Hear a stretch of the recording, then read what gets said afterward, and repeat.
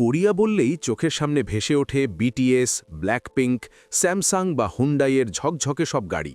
কিন্তু আপনি কি জানেন, আজকের এই আধুনিক চাকচিক্যের পেছনে লুকিয়ে আছে হাজার বছরের যুদ্ধ, রক্তপাত আর হার না মানা এক ইতিহাস? এক সময়কার এক শক্তিশালী জাতি আজ কেন দুই ভাগে বিভক্ত? চলুন মাত্র কয়েক মিনিটে জেনে নিই কোরিয়ার সেই রোমাঞ্চকর অতীত। আজকের কোরিয়া মানেই কে-পপ, আধুনিক প্রযুক্তি আর ঝকঝকে শহর। কিন্তু এই ছোট উপদ্বীপের ইতিহাস শুরু হয়েছিল হাজার হাজার বছর আগে।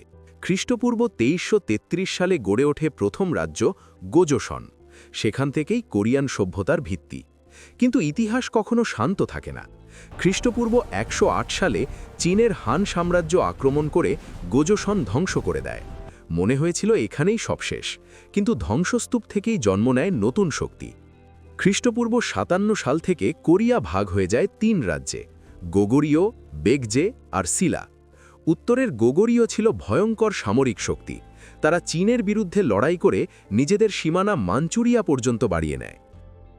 পশ্চিমের বেগজে ছিল সাংস্কৃতিকভাবে উন্নত, তাদের মাধ্যমেই বৌদ্ধ ধর্ম জাপানে পৌঁছায়। আর দক্ষিণ পূর্বের সিলা ছিল সবচেয়ে কৌশলী। 660 সালে তারা তাং চীনের সাথে জোট বেঁধে বেগজেকে হারায়। আর 668 সালে গোগরীয়র পতনের মাধ্যমে কোরিয়ার বড় অংশ একত্রিত হয়। শুরু হয় ইউনিফাইড সিলা যুগ। কিন্তু এই ঐক্য স্থায়ী হয়নি।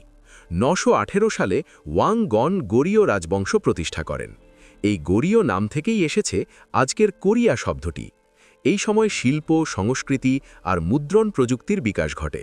তবে 13 শতকে মঙ্গল আক্রমণ কোরিয়াকে কাঁপিয়ে দেয় এবং প্রায় 80 বছর তারা মঙ্গল প্রভাবের অধীনে থাকে। 1392 সালে শুরু হয় বিখ্যাত জোসন রাজবংশ, যা প্রায় 500 বছর শাসন করে।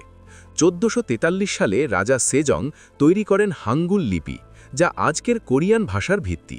কিন্তু শান্তি আবার ভেঙে যায় 1592 সালে, যখন জাপান আক্রমণ করে। সেই সময় নৌবাহিনীর কিংবদন্তি অ্যাডমিরাল ই সুন সেন তার টার্টেল শিপ দিয়ে জাপানি বাহিনীকে রুখে দেন এবং ইতিহাসে অমর হয়ে যান। 1910 সালে জাপান পুরো কোরিয়া দখল করে নেয়। দীর্ঘ 35 বছর ধরে ভাষা, সংস্কৃতি আর স্বাধীনতা দমন করা হয়। দ্বিতীয় বিশ্বযুদ্ধ শেষ হলে 1945 সালে কোরিয়া মুক্ত হয় ঠিকই, কিন্তু স্বাধীনতার সাথে আসে বিভাজন। উত্তরে সোভিয়েত প্রভাব, দক্ষিণে আমেরিকান প্রভাব। 1950 সালে শুরু হয় কোরিয়ান যুদ্ধ, যা 1953 সালে যুদ্ধবিরতিতে শেষ হলেও দেশকে স্থায়ীভাবে দুই ভাগে ভাগ করে দেয়: উত্তর কোরিয়া এবং দক্ষিণ কোরিয়া। একই ইতিহাস, একই শিকড়, কিন্তু আজ তারা দুই ভিন্ন রাষ্ট্র। হাজার বছরের যুদ্ধ, দখল আর সংগ্রামের মধ্য দিয়েই গড়ে উঠেছে আজকের কোরিয়া। ইতিহাসের এই ট্র্যাজিক কিন্তু সাহসী গল্পটি আপনার কেমন লাগলো? কমেন্টে অবশ্যই জানাবেন। আর এমন সব অজানা তথ্য জানতে আমাদের চ্যানেলটি সাবস্ক্রাইব করে বেল আইকনটি বাজিয়ে দিন।